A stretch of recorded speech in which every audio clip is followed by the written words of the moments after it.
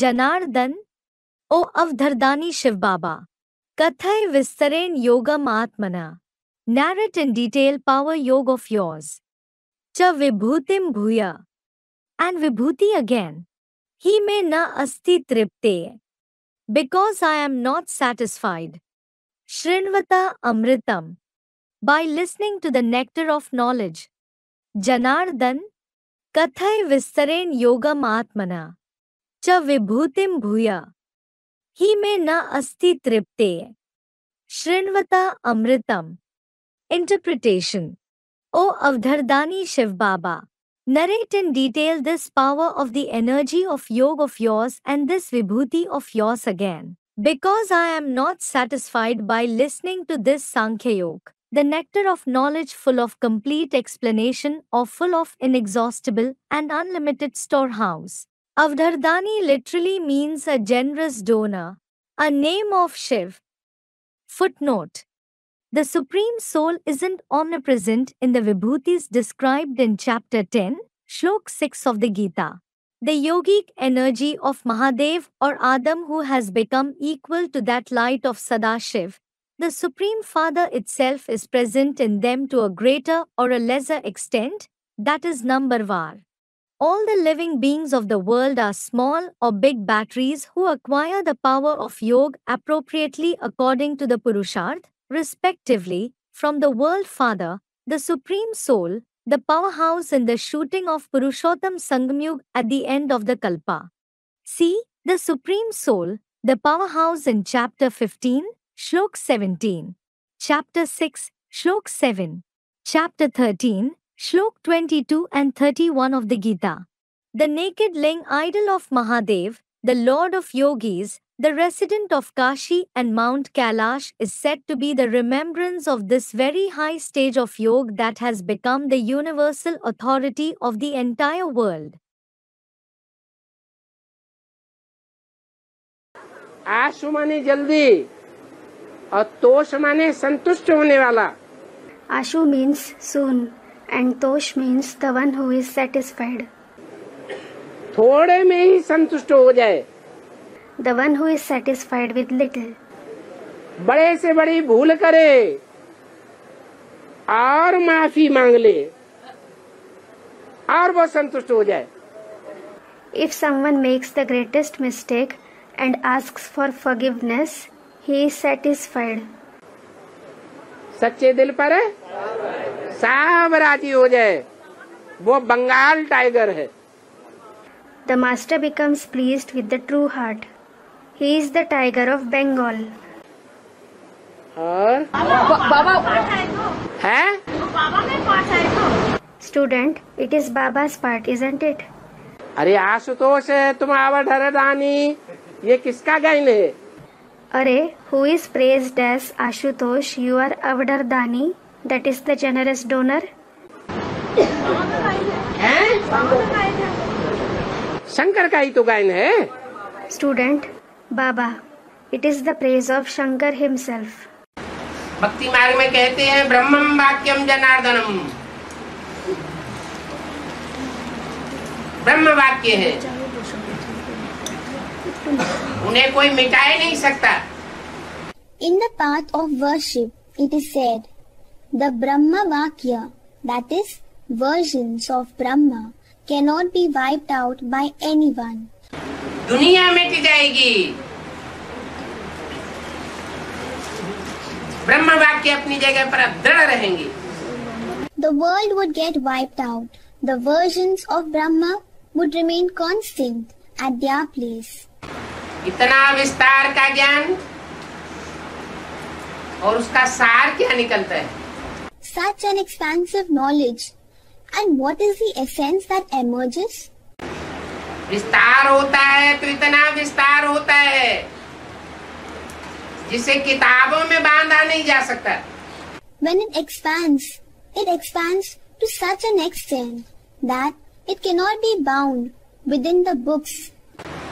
वो भक्ति की बातें तो किताबें में बांधी हुई हैं. Those matters of bhakti are bound in the books. भक्ति की पढ़ाई पढ़ाने वाले किताबी ज्ञान पढ़ करके पढ़ाई पढ़ाते हैं. The teachers who give the knowledge of bhakti teach after reading the bookish knowledge. और बाप जो पढ़ाई पढ़ाते हैं वो ज्ञान किताबों में नहीं बांधा जाता. And the knowledge that the father teaches cannot be bound within books. इतना विस्तार का ज्ञान है. The knowledge is so vast. ये गायन है सारी जंगल की कलमें बनाई जाए. It is sung that if the entire jungle is converted into pens और सागर की स्याही बनाई जाए और लिखना शुरू किया जाए, and if the ocean is made as ink and if one starts writing, स्याही खत्म हो जाएगी, कलमें खत्म हो जाएंगी, the ink would exhaust, the pens would exhaust, और ज्ञान कभी खत्म नहीं होगा. and the knowledge would never end. बाप सार भी बताते हैं. The father tells the essence too. और जो मंथन करने वाली आत्मा है विस्तार में भी ले जाती है. And the souls that churn also take the souls into expanse. ज्ञान इतने विस्तार को पाता है The knowledge reaches such vastness कि एक एक आत्मा के 84 जन्मों की कहानी सारी उसमें बनी है. that the entire story of 84 births of every soul is contained in it. 500-700 crore मनुष्य आत्मा. There are 500 to 700 crore human souls. और एक एक के 84 जन्मों की कहानी जब विस्तार में आती है, And when the story of 84 births of everyone come out in detail, तो ज्ञान कितना विस्तार को पा जाता है. then the knowledge attains such vastness. Gita में भी सांख्य योग का वर्णन है. There is the description of the Sankhya Yoga in the Gita as well. Kapil मुनि का नाम भी आया हुआ है.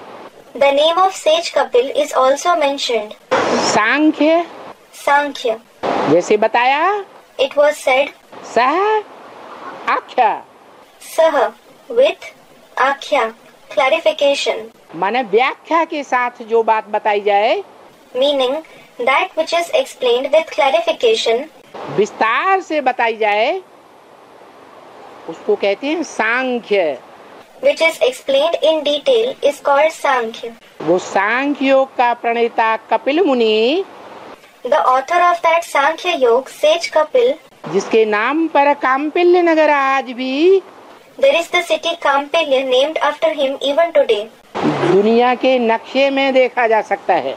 It can be seen on the map of the world. Internet में भी देख सकते हैं. You can see it even on the internet. Kampil नगरे, The town Kampil, जहाँ से ब्रह्मा के द्वारा सुनाया हुआ जो गीता ज्ञान है उसकी विस्तार में व्याख्या शुरू हुई. where the detailed interpretation of the knowledge of the Gita narrated through Brahma began. और वो व्याख्या आती है मनन चिंतन मंथन के द्वारा. And that interpretation comes through thinking and churning.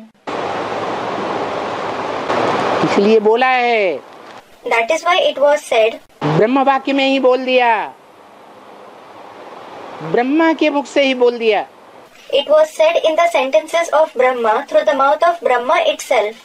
अभी ज्ञानामृत नहीं कहेंगे, Now it won't be called the nectar of knowledge. अभी गीता ज्ञान है, Now it is the knowledge of the Gita. लेकिन ज्ञानामृत नहीं है. But it isn't the nectar of knowledge. अमृत पीकर देवताएं अमर बनते हैं. Deities become immortal drinking nectar. क्या? What? और अमृत कैसे बनता है? And how is the nectar made? सार कैसे बनता है, मक्खन कैसे बनता है? How is the essence extracted? How is the butter made? शास्त्रों में प्रसिद्ध है सागर मंथन, ज्ञान सागर का मंथन। The churning of the ocean of knowledge is famous in the scriptures. सारे संसार में 500-700 करोड़ मनुष्य आत्माओं को ये नंबरवार मंथन करना पड़ेगा। The entire world of 5 to 7 billion human souls will have to do this churning number-wise, more or less according to their capacity. जो सूर्यवंशी असल बच्चे तुम्हारे कुल के हैं, उनकी क्या पहचान देते हैं? What is the indication that he gives for the true Suryavanshi children who belong to your clan?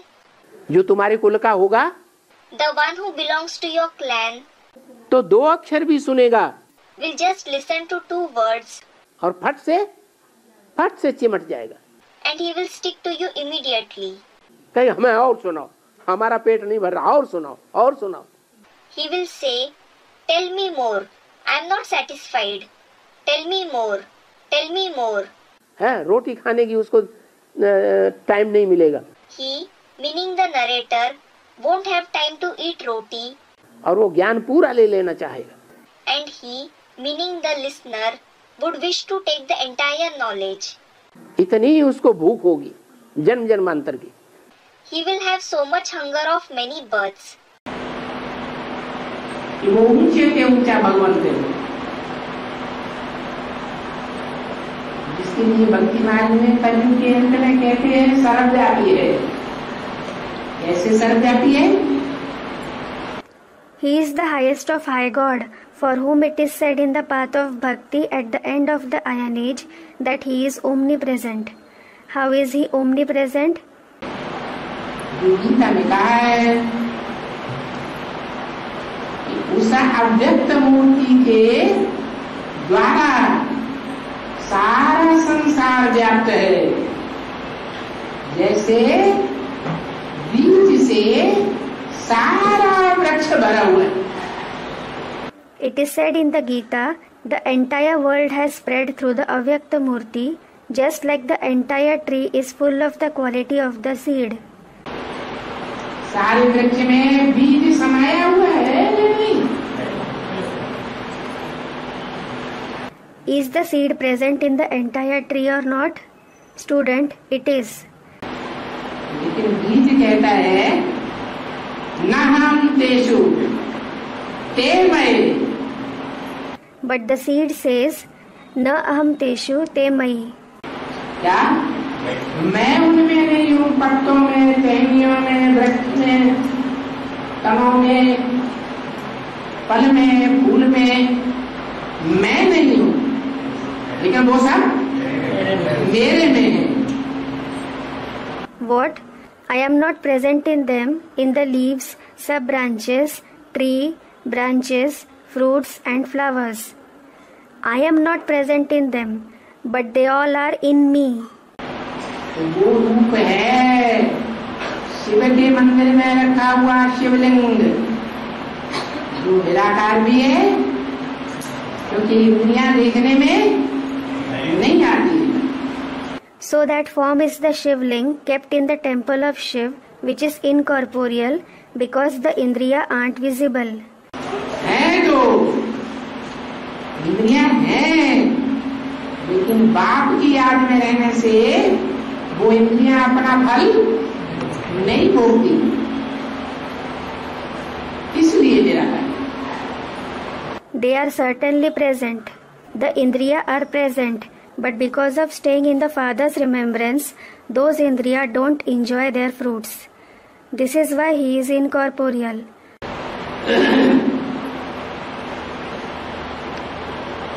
तो बात समझानी है। So you should explain.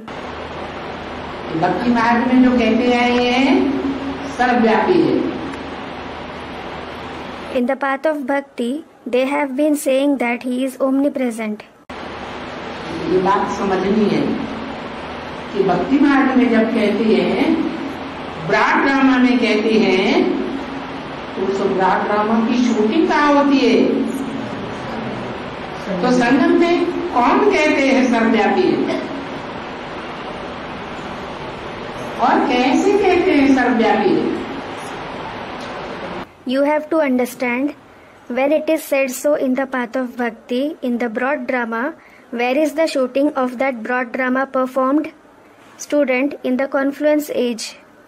So, in the confluence age, who say that he is omnipresent, and how do they say that he is omnipresent? समझते नहीं है कि जैसे बीज सारे वृक्ष में व्यापक है, ऐसे ही मनुष्य सृष्टि का बाप सारी मनुष्य सृष्टि का बीज सारे मनुष्य सृष्टि की वृक्ष में व्यापक है. They don't understand, just like the seed is present in the entire tree, similarly the father of the human world, the seed of the entire human world is present in the entire tree like human world. ये बात समझानी चाहिए कि सर्वव्यापी क्यों कहते हैं, उसका अर्थ क्या है. So you should explain this point. Why do they call him omnipresent? What is the meaning of it? क्योंकि जो वृक्ष के ऊपर बैठा हुआ है उसी में सब आत्माएं की याद में प्रवेश कर जाती है. It is because the one who is sitting on the top of the kalpa tree, all the souls enter him alone in his remembrance. तो उसका आदेश है मन मना भव, मेरे मन में समा जा. तो उसके मन में क्या समाया हुआ है? It is because his direction is to become manmana bhav, that is, merge in my mind. So what is merged in his mind? उस साकार के मन में क्या समाया हुआ है? ज्योति बिंदु. What is merged in the mind of that corporeal one? The point of light. क्या समाया हुआ है? ज्योति बिंदु. तो सभी आत्माएं आखिरी अंत में क्या पुरुषार्थ करती हैं? What is merged? The point of light. So what purusharth do all the souls make at the end? उसी ज्योति बिंदु स्वरूप में समा जाती है और ज्योति बिंदु को याद करती है. याद करते करते उसी में समा जाती है. They merge in that form of the point of light and remember the point of light. While remembering continuously, they merge in him alone. जो अनेक प्रकार की विभूतियां बताई, उन विभूतियों में जो शक्ति भरी हुई है वो निराकार की ही भरी हुई है. The power filled in various types of vibhutis which have been mentioned is the power filled by the incorporeal one himself. Shiv क्या है? What is Shiv? शिव ज्ञान और योग का अपार भंडार है. Shiv is the inexhaustible storehouse of knowledge and yoga. वो इस सृष्टि पर जब आता है मुकर्रर रथ में, तो उस मुकर्रर रथ के द्वारा हरेक इंद्रिय से वो अपार शक्ति प्रवाहित होती है. When he comes in this world, in the permanent chariot, immense power flows from every indriya of the permanent chariot. सबसे जास्ती सक्रिय कौन सा अंग है? Which part of the body is active the most? है? आँखें. Eyes. आँखों से, हाथों से वो प्रवाह सबसे जास्ती होता है. Power flows through the eyes and hands the most. तो हर आत्मा एक प्रकार का पात्र है. So every soul is a kind of vessel.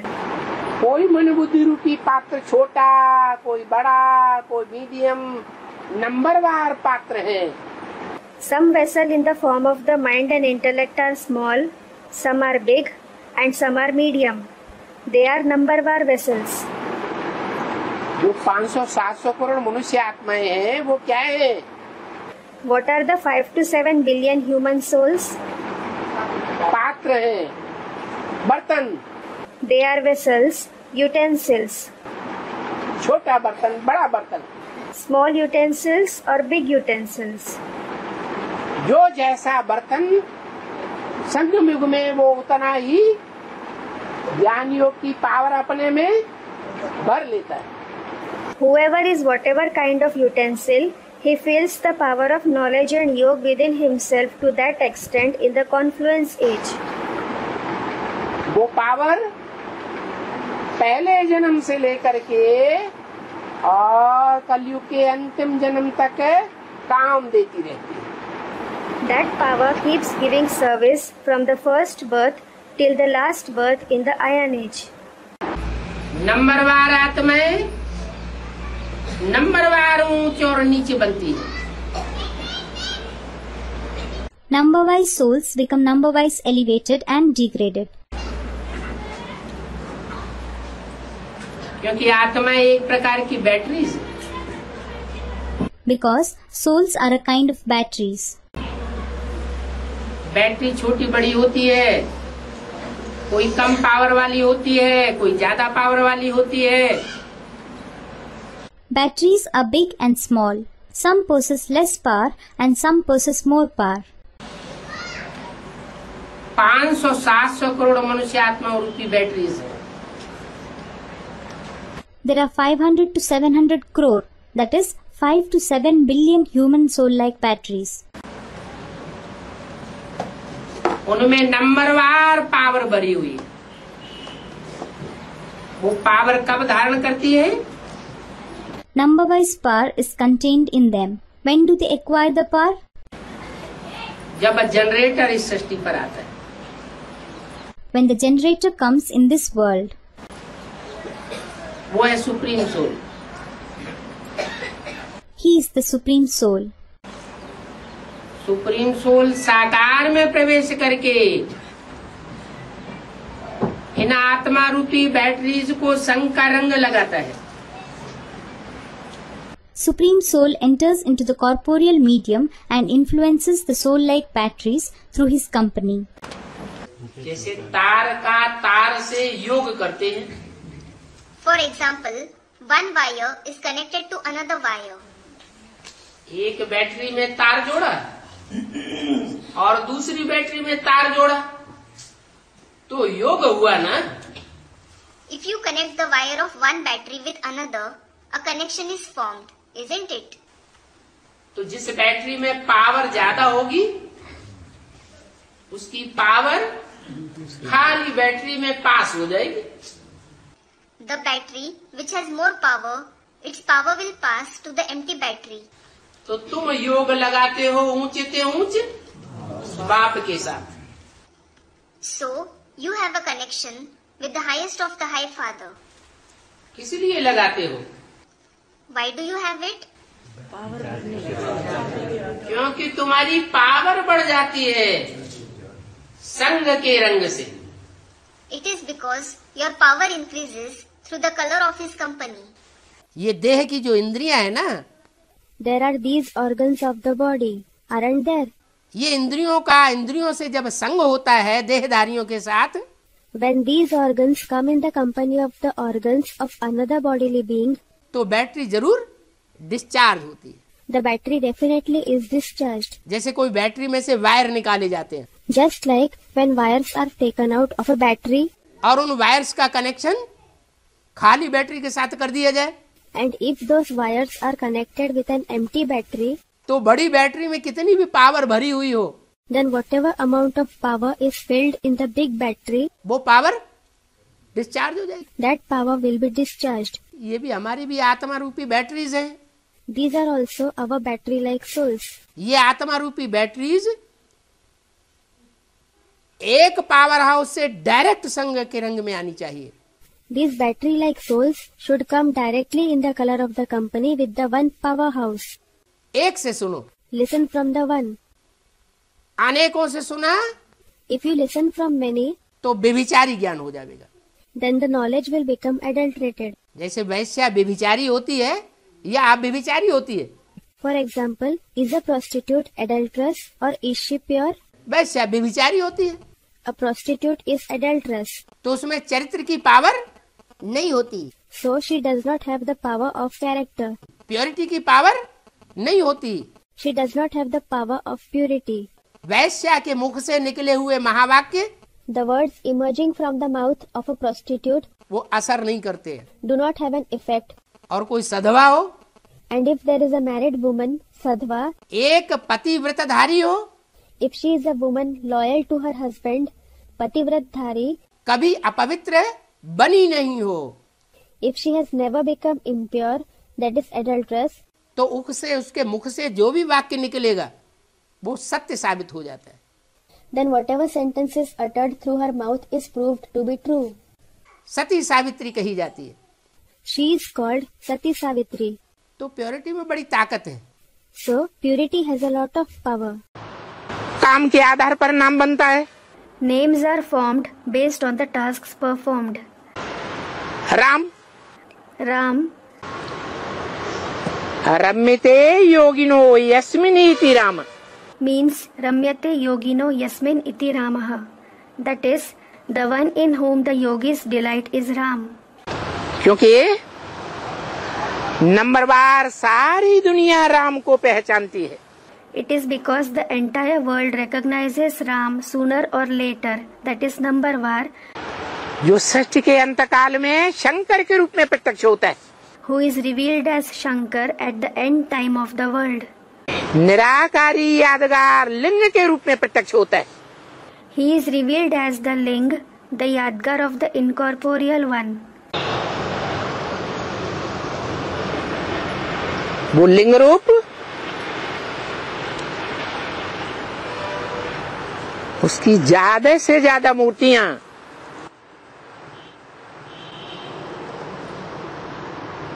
सारे संसार की खुदाइयों में मिली है। Maximum number of idols of that form of Ling have been found in the excavations performed in the entire world. उस आत्मा की सार्वभौम सत्ता है इस सत्य रूपी रंगमंच पर। That soul has universal authority on this stage-like world, जैसे ड्रामा के रंगमंच पर हीरो पार्टधारी की सार्वभौम सत्ता होती है। just like on the stage of the drama, the hero actor has universal authority. तो वो हीरो पार्टधारी है। So he is the hero actor.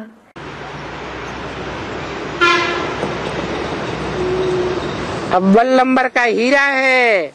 He is the number one diamond, जिस हीरे को भारत के पहले पहले मंदिर में, यादगार मंदिर में, सोमनाथ मंदिर में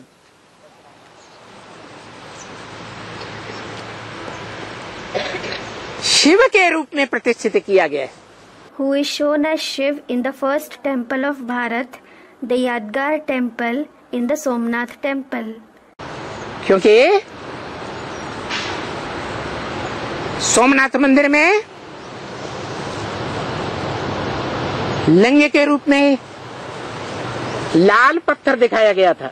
It is because in the Somnath temple, a red stone was shown in the form of a ling, और उसके बीचों बीच and right in the middle of it, वो आत्मा जो हीरो पार्टधारी के रूप में पार्ट बजाती है, बाप समान निराकारी स्टेज में स्थित हो जाती है। the soul who plays the part as the hero actor and stabilizes in the incorporeal stage just like the father is shown. क्योंकि वो